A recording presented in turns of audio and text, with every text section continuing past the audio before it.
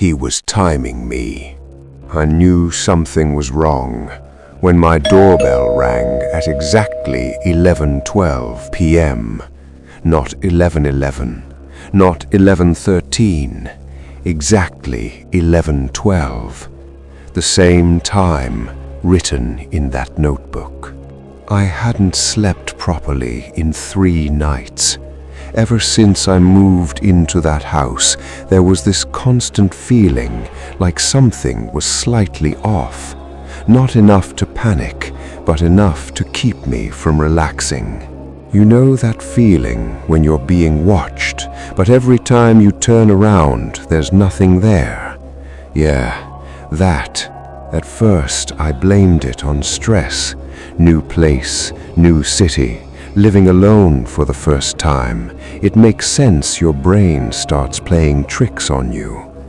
But then, small things started happening. And I mean really small. So small that if you told anyone else, they'd laugh it off. Like my shoes. Every night before going to bed, I'd leave them neatly by the door, both facing outward. It's a weird habit I've had since I was a kid. But every morning, they'd be slightly turned. Not completely moved, just slightly off, like someone nudged them. The first time I ignored it. The second time I noticed it. By the third time, I knew it wasn't an accident. I started testing it. Before sleeping, I placed one shoe upside down. The next morning, it was back in place. That's when I checked the locks. Doors locked, windows locked. Everything was exactly how I left it. That should have made me feel safe, but it didn't. Because if everything was locked, then how was anything moving? I didn't tell anyone, because what was I supposed to say? Hey, I think someone is secretly fixing my shoes at night. Yeah, sounds insane, but deep down, I knew something was wrong. 2 nights later, things escalated. I woke up around 3 a.m. No reason, just suddenly awake. My room was completely dark, except for a faint glow coming from the hallway.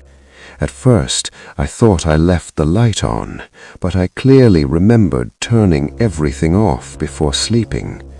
I sat up slowly, listening. Silence. Then, a soft sound, like paper being flipped. My heart started racing. There was no one else in the house. There shouldn't have been. I grabbed my phone and turned on the flashlight. The hallway light was on, and my bedroom door was slightly open. I always close it completely. Always. I stood up, trying to stay quiet, and slowly walked toward the door. Every step felt louder than it should have been. My breathing felt too heavy. Everything felt wrong. As I reached the door, the sound stopped. Completely. I froze, because that silence, it felt worse than the noise. I pushed the door open. The hallway was empty. The light was on, and everything looked normal. Too normal. I checked every room. Kitchen, empty. Living room, empty. Bathroom, empty. Nothing. But when I came back to my room, that's when I saw it. My laptop was open. I clearly remembered shutting it down before sleeping. Not sleep mode, shut down. The screen was on, and there was a document open. I walked closer, slowly. There was text on the screen, not something I wrote. It was a list. Times: 7:15 p.m. entered house. 8:02 p.m. made dinner. 9:47 p.m. phone call. 11:36 p.m. lights off. My stomach dropped because those times were accurate, perfectly accurate. I hadn't told anyone my routine. I didn't even follow a strict routine, but somehow someone was tracking it, watching me from inside my own house. That's when I heard it, a soft creak right behind me. I turned around instantly, flashlight shaking in my hand. The hallway was empty, but this time I wasn't imagining it, because I saw it at the very end of the hallway, just before the turn toward the stairs. Something moved, not fast, not sudden, slow, deliberate, like someone stepping back, out of sight. I didn't chase it. I didn't investigate. I ran, grabbed my keys, didn't even put on shoes, and got out of that house as fast as I could. I spent the rest of the night in my car, engine off, lights off, just sitting there, watching the house, waiting to see something, anything. But nothing happened. No lights, no movement, no signs of life. It just sat there, quiet, still, like it was waiting for me to come back. I didn't go back inside until morning, and even then I didn't want to, but I had to. My stuff was still there. Everything looked normal again, exactly how I left it, except for one thing, the laptop. It was shut down, and on top of it was a small piece of paper. I don't know where it came from. I don't know how it got there, but I remember exactly what it said, because it's burned into my memory. Tonight, don't run. He was living with me. I didn't touch that note for a full minute. Tonight, don't run. It didn't feel like a threat. It felt like a request. And somehow, that made it worse. I stood there in my room, staring at that piece of paper, trying to make sense of it.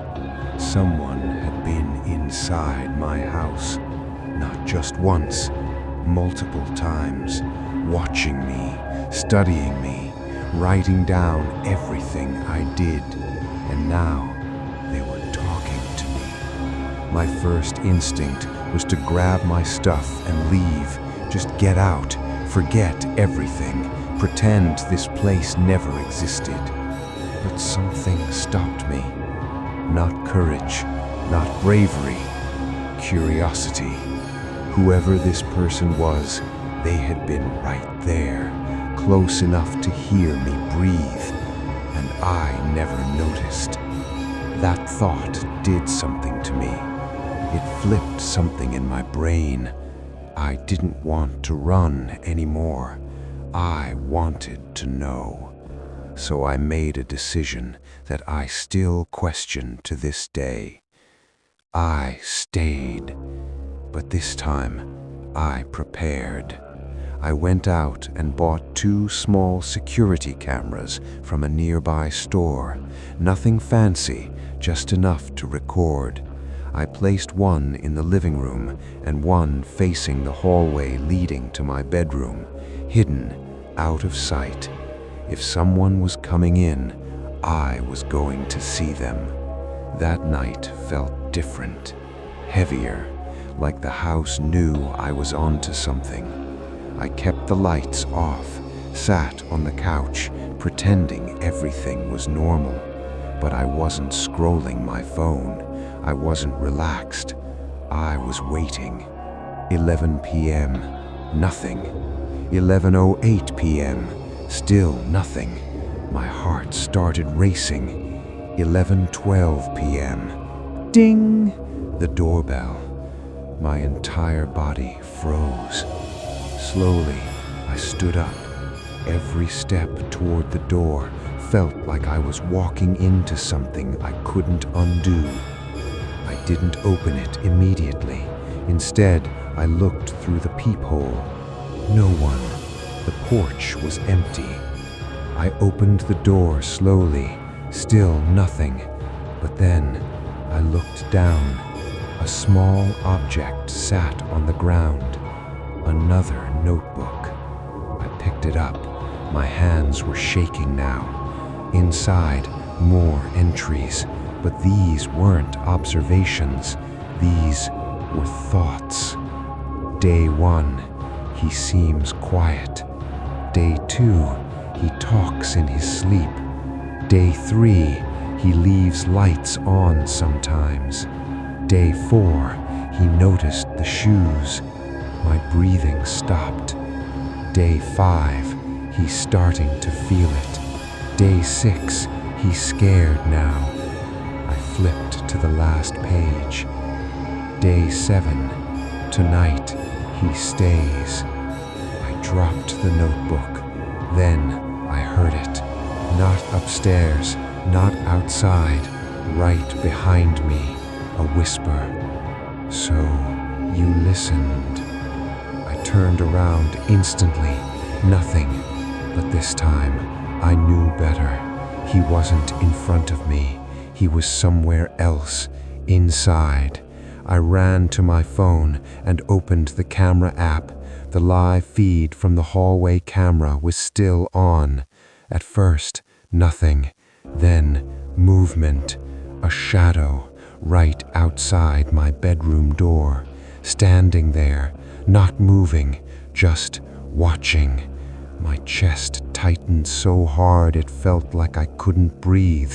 The figure was tall, still, too still, and then, slowly, it tilted its head, like it knew I was watching it. I dropped the phone. That moment broke me. I ran straight out of the house, didn't look back, didn't stop. I got into my car and drove, no destination, just away. I didn't stop until I reached a gas station miles away.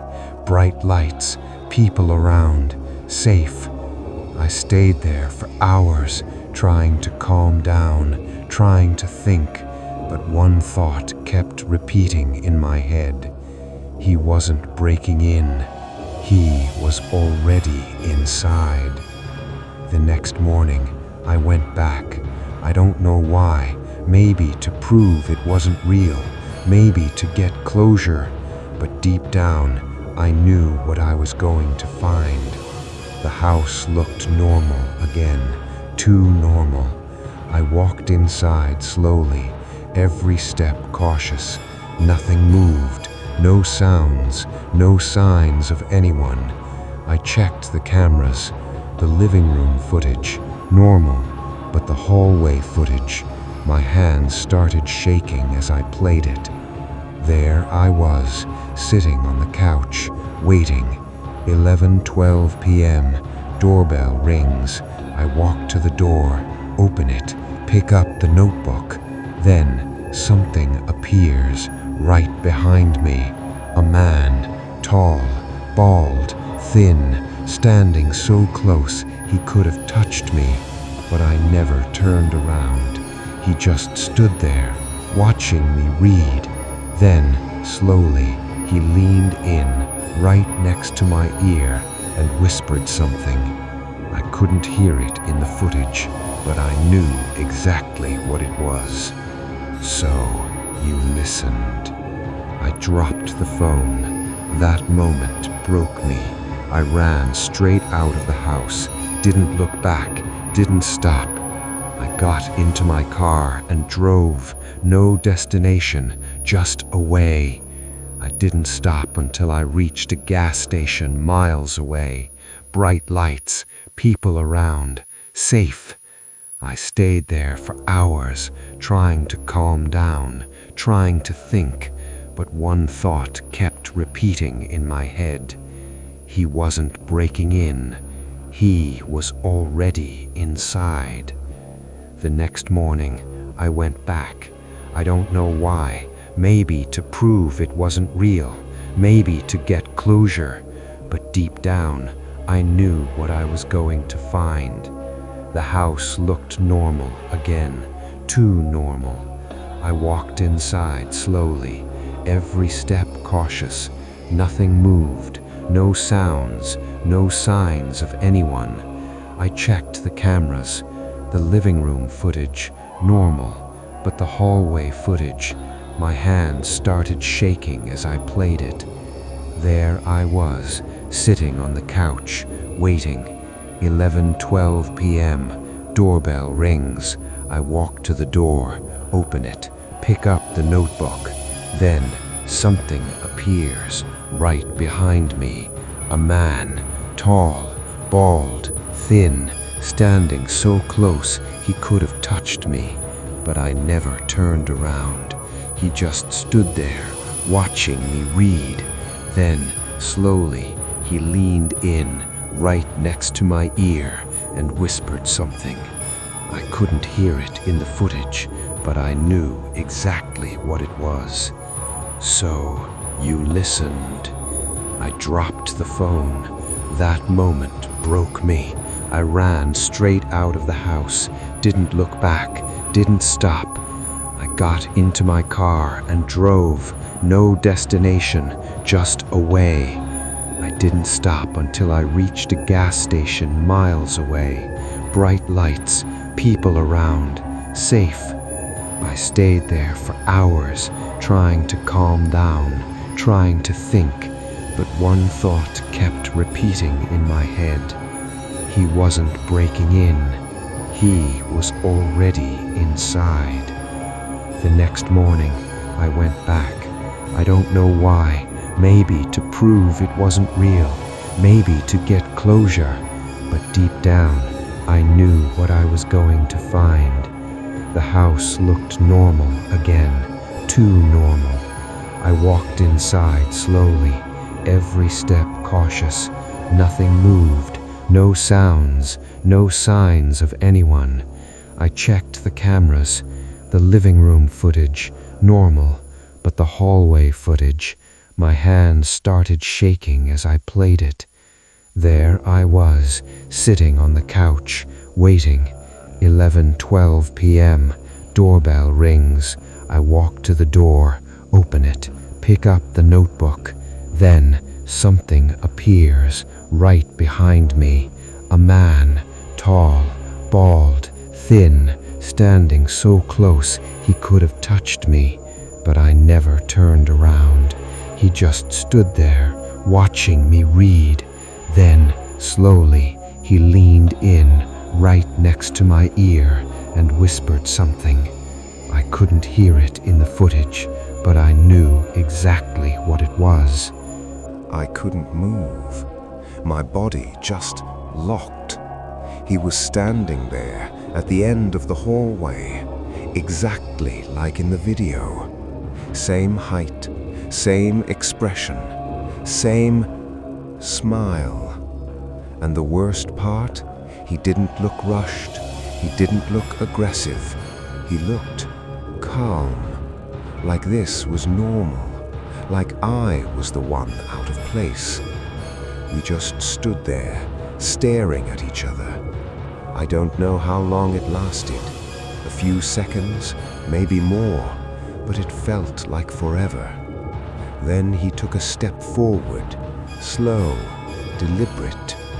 That's when my body finally reacted. I grabbed my bag and ran straight out the front door. Didn't look back, didn't stop. This time, I didn't come back. I stayed in a cheap motel that night. Didn't sleep, couldn't. Every sound felt like him. Every shadow looked like him. But one question kept repeating in my head. How? How was he getting in? How was he staying hidden? How did I never notice him before?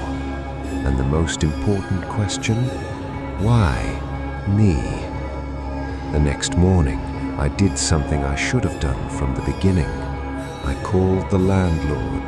No answer. I called again and again. Nothing. That's when I decided to go back. Not inside, just outside. I needed answers. The house looked the same, quiet, still, like nothing had ever happened. I walked around the side of the house, then to the back. That's when I saw it. A small door, near the ground, almost hidden like a maintenance hatch. I don't remember seeing it before. It was slightly open. My chest tightened. I shouldn't have gone closer, I know that now, but I did. I pulled it open and a smell hit me immediately. Rotten, damp, stale air. There was a narrow space inside, not a room, not exactly, more like a crawl space, just big enough for someone to move through. My heart started pounding. I turned on my phone flashlight and pointed it inside. There were things down there, food wrappers, water bottles, blankets, clothes. Someone had been living there for a long time. Then I saw something that made my stomach drop. A small hole in the wall, perfectly positioned, leading into my bedroom. I stumbled back, almost falling. Everything clicked. He didn't break in. He was already inside before I even moved in, watching, waiting, learning. I don't know how long I stood there, trying to process everything. Then I heard something from inside the crawl space, a soft movement like fabric shifting. My blood ran cold. Slowly, very slowly, I pointed the flashlight back inside. At first, nothing.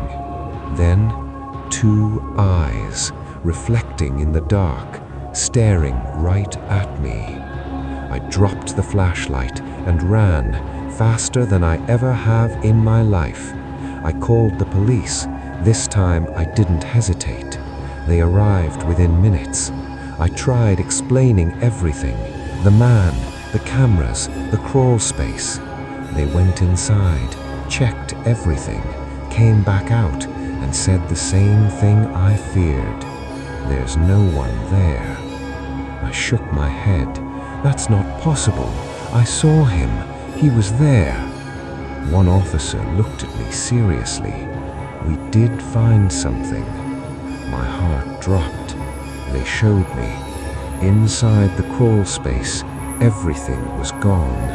No blankets, no food, no clothes, nothing, like no one had ever been there, except for one thing, carved into the wood, deep, messy, like it was done with a knife.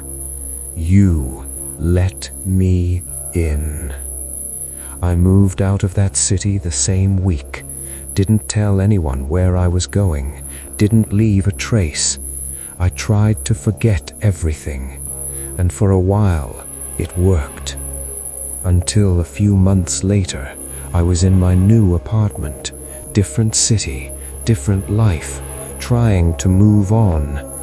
One night, I got home late, tired, exhausted. I dropped my keys on the table, took off my shoes, and froze, because they weren't where I left them. One of them was slightly turned, not completely moved, just slightly off. And on the table, next to my keys, was a small piece of paper. My hands started shaking before I even picked it up. I already knew what it was going to say. I opened it. Day 1, new house.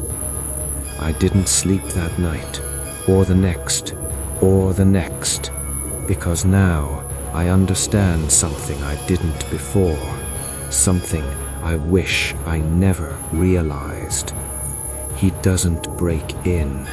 He doesn't force his way inside. He waits.